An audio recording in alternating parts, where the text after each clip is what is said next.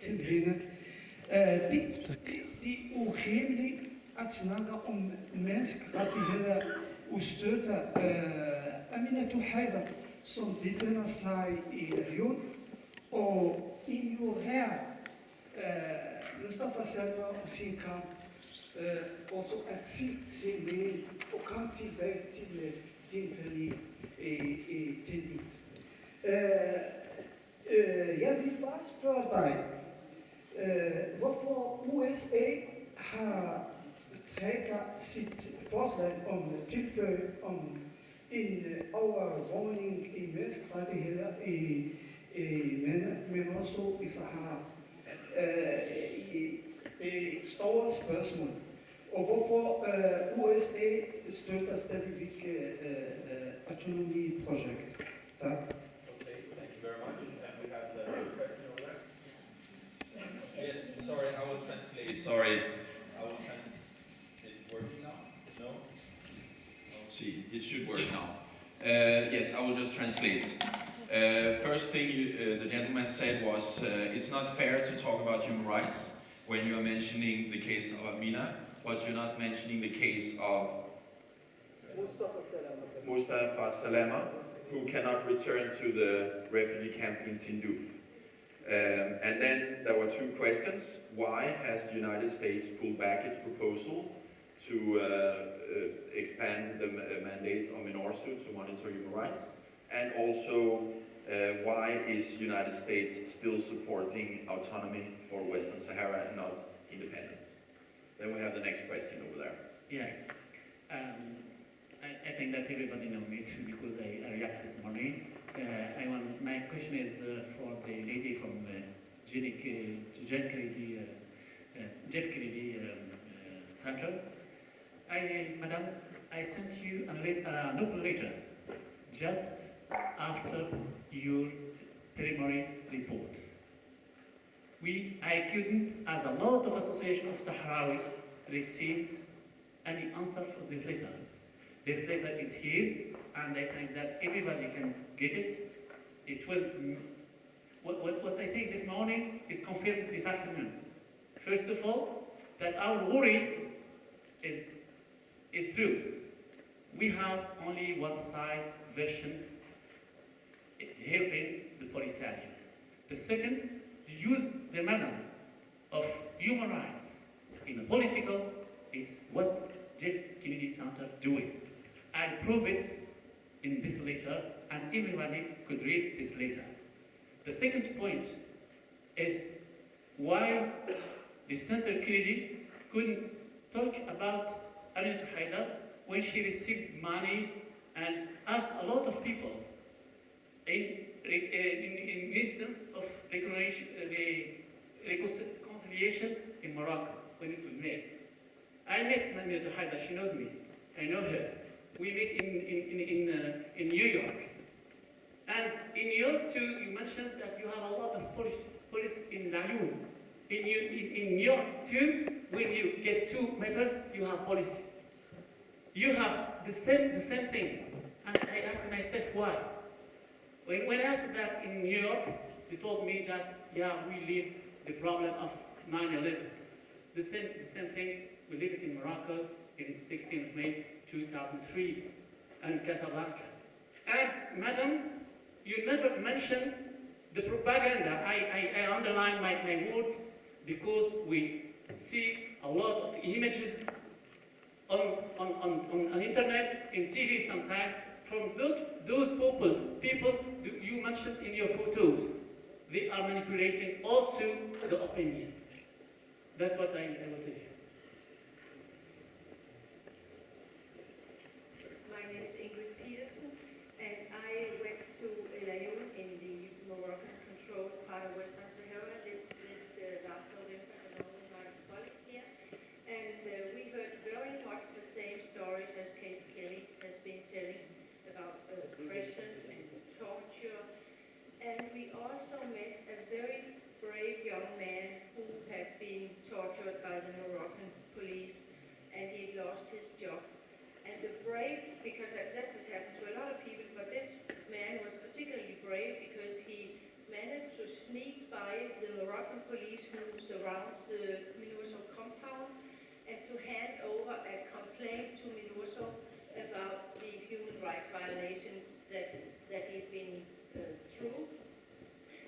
And later he has been expecting to get an answer from MINURSO, at least some kind of receipt that we have received your complaints, and what will MINURSO do with it. We know, of course, that they cannot deal with human rights, but at least could they give you an answer? Should they give you an answer? And does anybody know what has happened to this complaint? I have been contacting MINURSO a number of times by email and never got an answer to what did they do with this complaint. Did they just dump it, or did they send it on to UN headquarters? And I have never received an answer. I got a very non-significant answer from the press office, but I never got a serious answer from MINURSO of what did they do to this young man's complaint. And what can MINURSO do in these situations? I know it's a long time since you've been there, but at least what are the possibilities? Thank you. That was 3 questions to start with, so we will start with Kate Kelly and then Francesco Masagi. And again, I just want to emphasize that I'm not a representative. I am American, but I'm not a representative of the U.S. government, and we are independent, nonprofit private organization using powers of persuasion and advocacy on our behalf, but I do not represent the U.S. government. I think that the fact that we closely partner with Aminatu is key to our work, and we support her and her organization. So that's not to say that there aren't incidences of other people, including Mustafa Salema, who you mentioned. That doesn't mean that there aren't other people who are their rights are being violated. That just means that we partner closely with Aminatu, and we try to do as much investigation as possible. And being balanced, giving a balanced perspective and trying to remain as neutral as possible does not mean you have to say that both sides are equally being oppressed, that both sides the rights are being violated equally on both sides. Because in our perspective, that's not the case. That's also not to say that the Polisario is without fault. That's just to say that the balance of the evidence that we perceived and the balance of the evidence it is that the rights of the people, and particularly those who are Sahrawi living and who are pro-independence in El Ayoun, are particularly targeted. Why has the U.S. pulled back support for the U.S. mandate? Why did they put it in the draft language and then recant? Part of that, again, I don't speak for the U.S. government, but our perception, part of that is because there wasn't strong enough push from other countries. There was no, or there wasn't sufficient backing from allied nations. There wasn't sufficient emphasis, or there wasn't a sufficient amount of push from the other allies in the group of friends. And so that's part of the reason why it's so important that other countries engage on this issue, is because it can't be the U.S. standing alone. I think that the U.S. government has, as many nations, a very complicated involvement, I'll say that to be diplomatic, in the Western Sahara issue. And I think that we are, you mentioned New York, and that there's a heavy police presence in New York, and that just pointing that out doesn't mean that it's okay. Again, human rights is not relative. Maybe it's not okay in New York, but there's a heavy police presence, and they particularly target people of African descent. That's not okay. Human rights are universal. So there are problems in the United States. The United States does not stand as the superior moral authority on torture. But that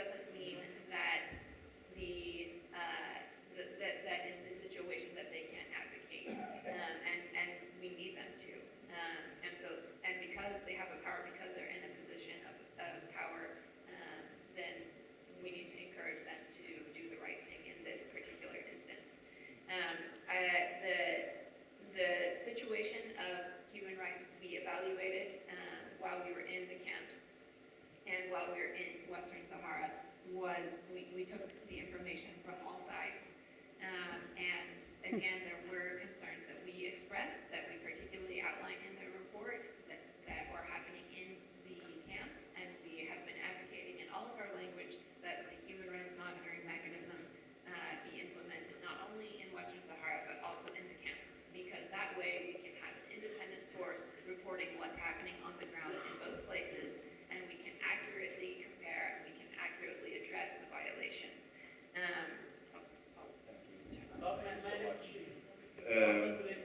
We will, we give here Francesco Bastardi, it's your turn. No, yes, the question of MINURSO. Well, it's, the way it is, you have, mission, peacekeeping, whatever, have a mandate. The Security Council sends in a mission based on certain tasks to be performed. MINURSO has a very limited mandate because it was a two-pronged mandate: monitoring the ceasefire, organizing the referendum. Monitoring the ceasefire is what it's been doing since '91. The referendum is not being held for this political bloc that has been affecting the issue for so long. Human rights, as we said, is outside the scope of the mandate. In fact, actually, just to show very token progress, until recently, people would not even be allowed into the MINURSO. Now when the last mission went there, they were allowed to meet some Sahrawis, witnesses or whatever, into UN premises. The first human rights mission in the territory took place when there was a representative there. It took forever to organize. They had to meet people in a hotel at Parador because they couldn't. So the fact is that, and in fact, to this day, I assume, but surely back then, the MINURSO premises were surrounded by Moroccan military, theoretically to protect the UN, but in fact to keep people out of it. And there have been some attempts. There were some riots once, and Sahrawi demonstrators tried to ram the door of the MINURSO compound to seek refuge, and they were, kept out. So there is the problem is not again. Frankly, I was myself very much disturbed by this, and that's why I left. But the reality is that there is no mandate, so it's not the responsibility of the UN. Is it right? It isn't. By the way, just maybe it is a bit too technical, but in my view, it's important. It need not even be an amendment of the mandate of the mission. The problem with MINURSO and these mandates is that they have to be approved by the Security Council. And the Security Council, France and others are, so far, hopefully they will change their mind, definitely opposed to any sort of things like that. There are other avenues in the UN, including the General Assembly. Every year the General Assembly discusses Western Sahara and the Decolonization Committee.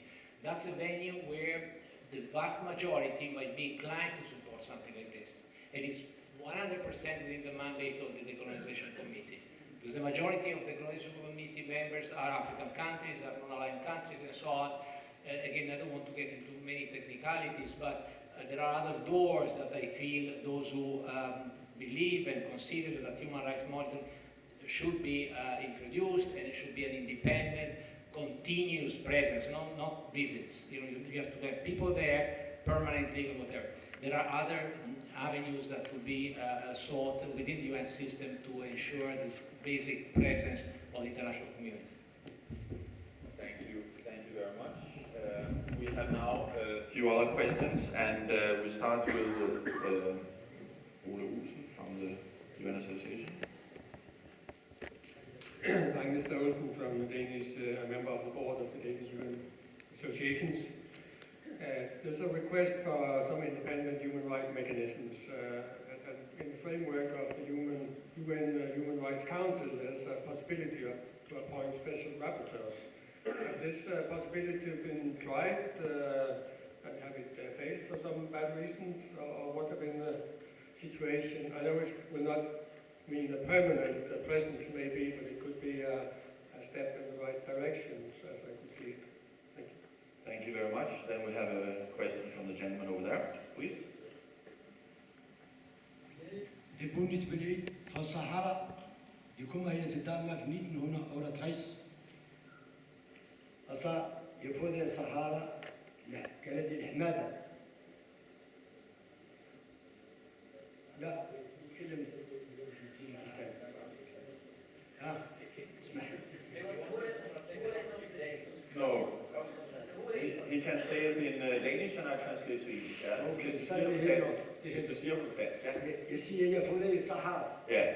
كانت الحمادة عام 1939. Nu taler du arabisk. Ja, 1939. Okay. 39. Forstår godt? For jeg kender Sahara alt. Højre og venstre og bagud og tilbage. Og lige ud tilbage.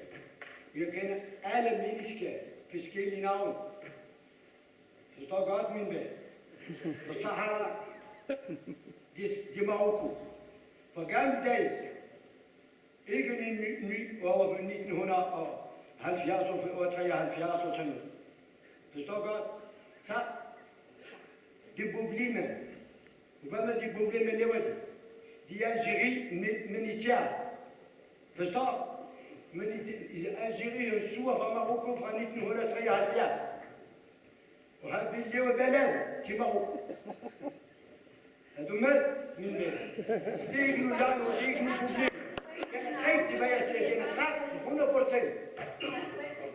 Forstår du godt? Og så I'm noticing, jeg skriver ned, hvad du siger, og så oversætter jeg det til engelsk, men nu har jeg forstået, hvad du...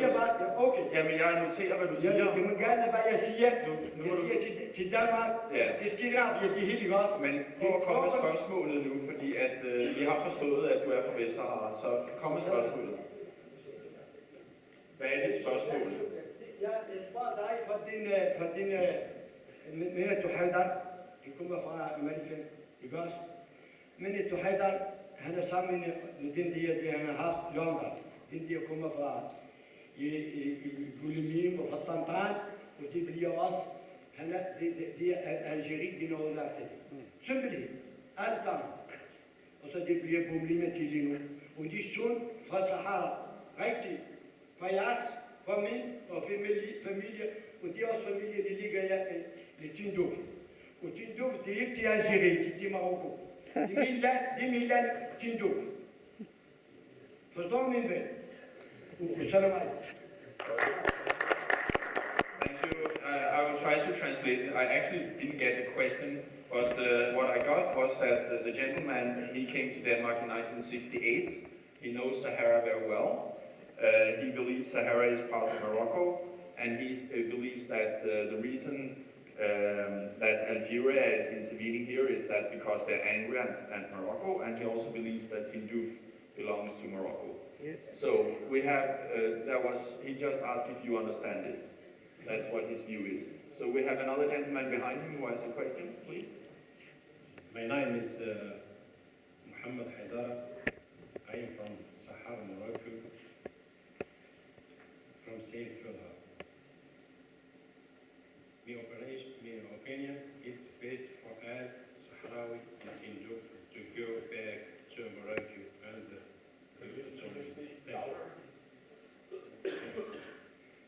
I told is best for all. My opinion is best for all Sahrawi in Tindouf is to go back to Morocco and to autonomy. Thank you.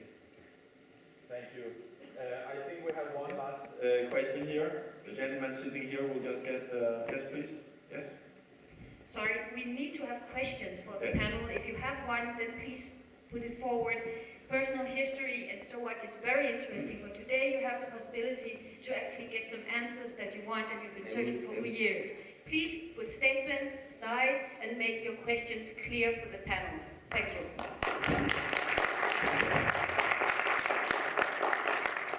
I will make it short. Morocco are not perfect. The question is for Ms. Kiri. Morocco are not perfect, but you cannot deny big positive development in human rights in Morocco. And you have shown us some pictures of secret police in the evening. Such action can happen here in Denmark. The police must use the force if it's necessary.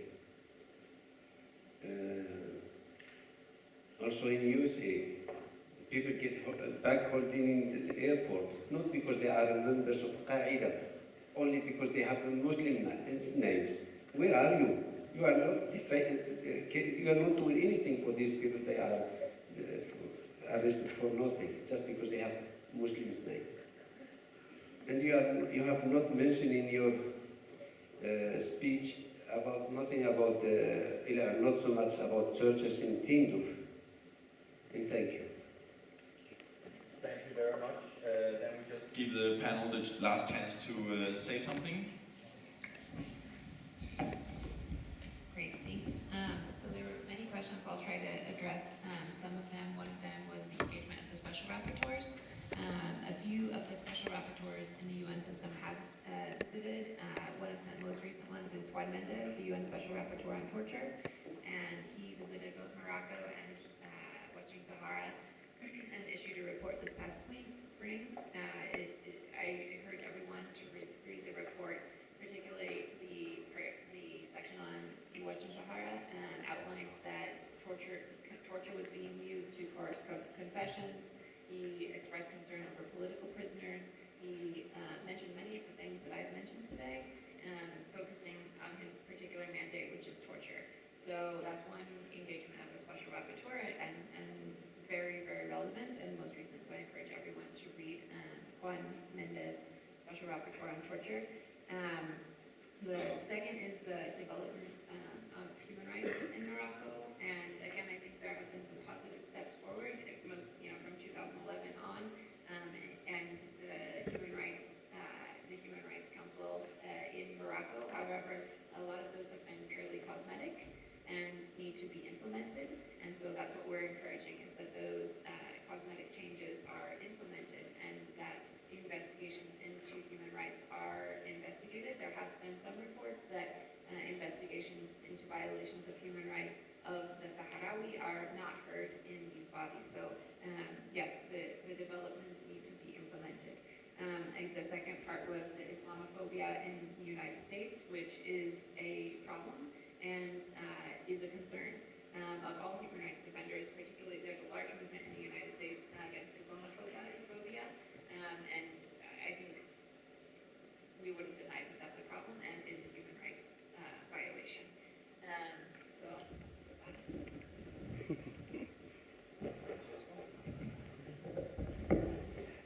Thank you.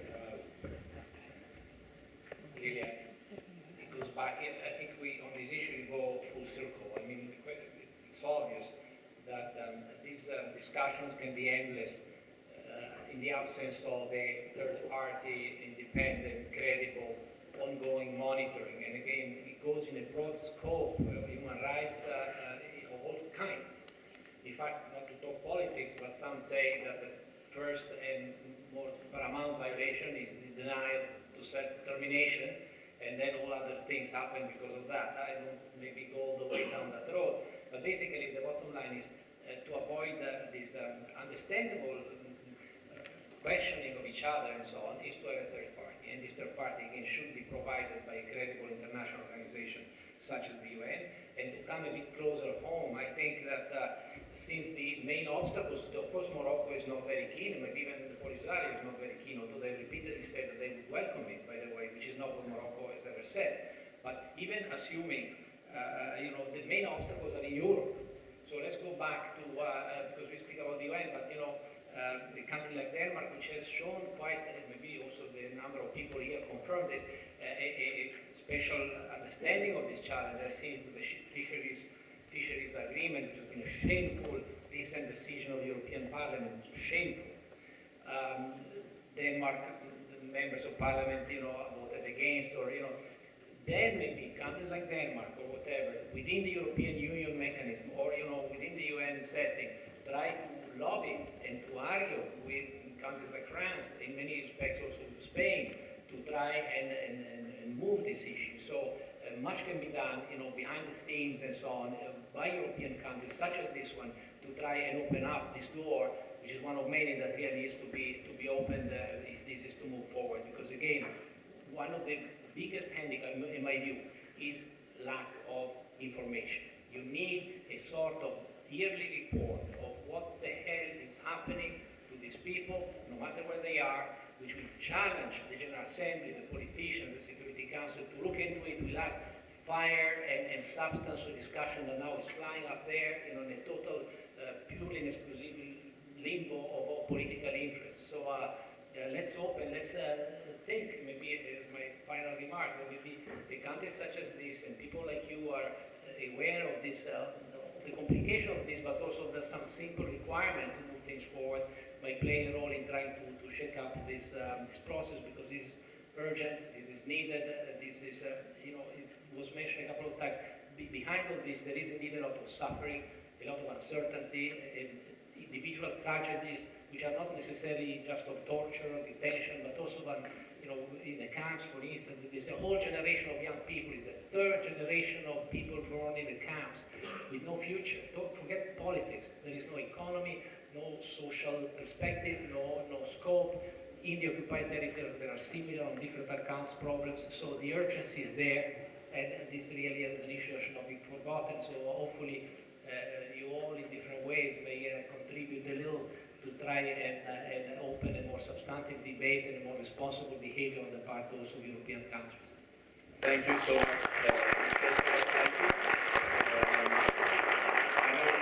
Just one little remark, and then yes, please.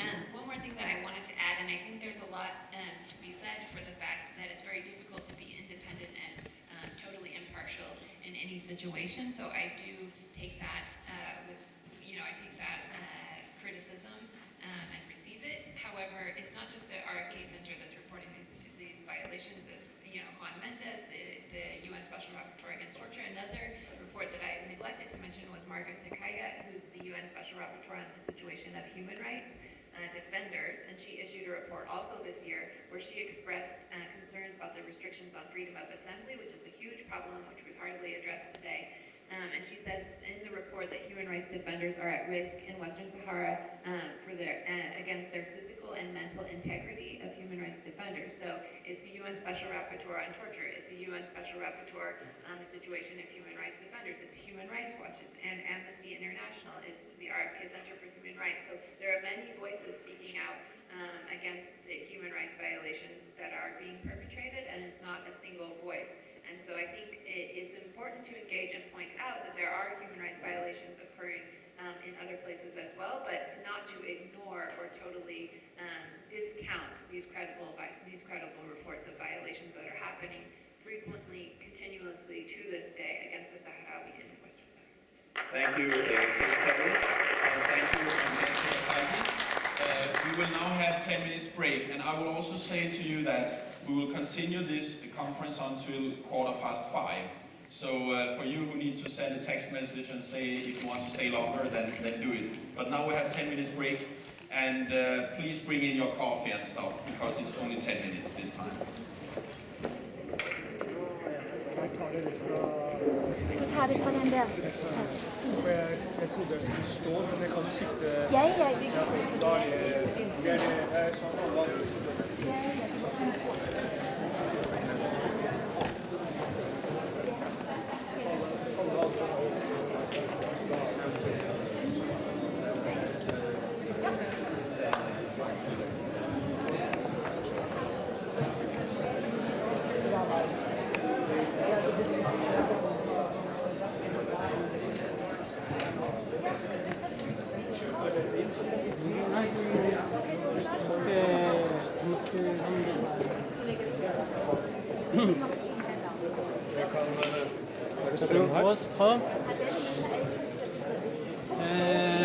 Jeg kan ta det der, det går bra. Det er en idé her.